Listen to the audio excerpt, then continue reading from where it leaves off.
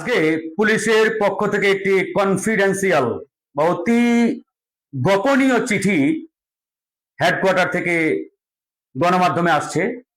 তো সেখানে তারা উল্লেখ করেছেন মানে এনসিপি তথা জাতীয় নাগরিক পার্টির উপরে এক প্রকারের একটা দায় দিয়ে তারা নিজেরা দায় মুক্তি পেতে চাচ্ছেন কিনা এরকমই একটা নোটিশ কিন্তু আমরা আজকে দেখতে পাচ্ছি।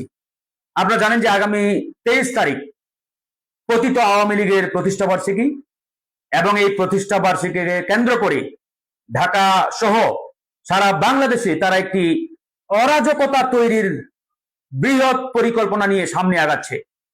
ইতিমধ্যে যতটুকু তথ্য আমরা জানতে পেরেছি, তারা অনেকগুলো কমিটি সাব কমিটি করেছেন এবং এই কমিটিগুলোকে নির্দেশনা দেওয়া হয়েছে যে কোনো মূল্যে যাতে এই প্রতিষ্ঠাবাসীকে কেন্দ্র করে প্রত্যেকটি জেলা উপজেলা ইউনিয়ন পর্যায়ে মিছিল করা হয়।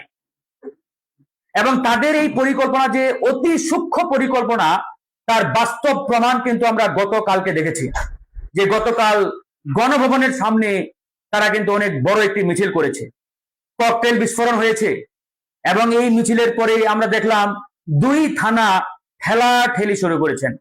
এক থানা ঠেলে আরেক থানার উপরে দায় দিচ্ছেন, অপর থানা আবার ঠেলে আরেক থানার উপরে দায় দেওয়ার চেষ্টা করছেন। আমি যদি একটু নোটিশটি আপনাদের পড়ে শোনাই তাহলে আপনারা ক্লিয়ার হয়ে যাবেন। দেখেন, অতি জরুরি এবং গোপনীয় ডাকযোগে পুলিশ হেডকোয়ার্টার। আমি জানি না এই নোটিশটি সত্য নাকি মিথ্যা, তবে সোশ্যাল মিডিয়ায় অনেকেই এটাকে সত্য বলছেন এখন পর্যন্ত। তারা লিখছে যে দেশের বিভিন্ন জেলায় দলীয় কার্যালয়ে পতাকা উত্তোলন এবং প্রতিষ্ঠা বার্ষিকীর ব্যানার নিয়ে প্রকাশ্যে মিছিল করতে পারে, মানে আওয়ামী লীগের কথা বলছে। এর ফলে বিদ্যমান অন্যান্য রাজনৈতিক দল বিশেষ করে এনসিপির নেতাকর্মী ও বৈষম্য বিরোধী ছাত্রদের সাথে সংঘর্ষ তৈরির আশঙ্কা রয়েছে। পাশাপাশি আইন শৃঙ্খলা বাহিনীর সদস্যরা আওয়ামী লীগের কর্মকাণ্ডে বাধা দিলে আইন শৃঙ্খলা বাহিনীর উপরও তারা ক্ষুব্ধ হতে পারে। ভেরি ভেরি ইম্পর্টেন্ট এবং ডেঞ্জারাসও। মানে এই নোটিশের মধ্য দিয়ে পুলিশ বাহিনী আওয়ামী লীগকে এক প্রকারের উদ্বুদ্ধ করছেন যে তোমরা মাঠে নামো, মিটিং মিছিল করো, অসুবিধা নেই। কারণ তারা বলছে যে আমরা যদি তাদেরকে বাধা দেই তাহলে তারা আমাদের উপরে চড়াও হতে পারে। দেখেন, যেখানে রাষ্ট্রের জনগণের জান এবং মালের নিরাপত্তা দেওয়ার দায়িত্ব পুলিশ বাহিনীর উপরে, সেখানে পুলিশ বাহিনী নিজেই বলছে যে আমরা নাকি বাধা দিলে তারা আমাদের উপরে চড়াও হবে। চিন্তা করে দেখেন। আবার তারা কি বলছে যে এনসিপির সাথে সংঘর্ষ হতে পারে। এর মধ্য দিয়ে তারা জনগণের মধ্যে একটা মেসেজ দেওয়ার চিন্তা করছে কিনা যে আওয়ামী লীগের প্রতি বিএনপি সরকারের একটা সফট কর্নার আছে, মানে বিএনপি সরকার চাচ্ছে আওয়ামী লীগ মাঠে নামুক।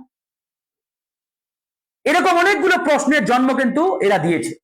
তো আমরা পরিষ্কারভাবে বলি যে আওয়ামী লীগের প্রশ্নে জনগণের সিদ্ধান্ত ইতিমধ্যে জনগণ দিয়ে দিয়েছে, যে তারা বিগত জুলাই গণ অভ্যুত্থানে পরিষ্কারভাবে জনগণের উপরে তারা যে গণহত্যা চালিয়েছে, যে হত্যাযজ্ঞ চালিয়েছে, এটা শুধু আমাদের কথা না, এটা আন্তর্জাতিকভাবে স্বীকৃত। জাতিসংঘ এটা রিকগনাইজড করেছে, স্বীকৃতি দিয়েছে।